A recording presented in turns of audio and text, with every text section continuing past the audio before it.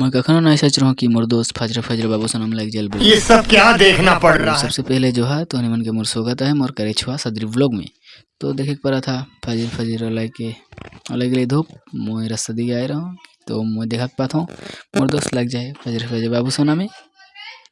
तो घर मोर माँ का लग की जा गुरुटा बांध के आ। तो मोर माँ के बात रखते हुए मैं मोर भाई के लेके गुरु बंधक ले लाए जाऊँ तो हनुमान देखे पाता।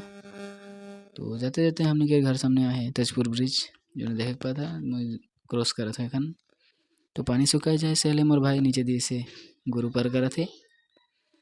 तो जाते जाते रास्ता में मिल गई दोस्त जो फजरे बाबू से नाम लाइक रहे मोर भाई का मुझे वीडियो में ला तो पहले वीडियो में लाइक दिलो।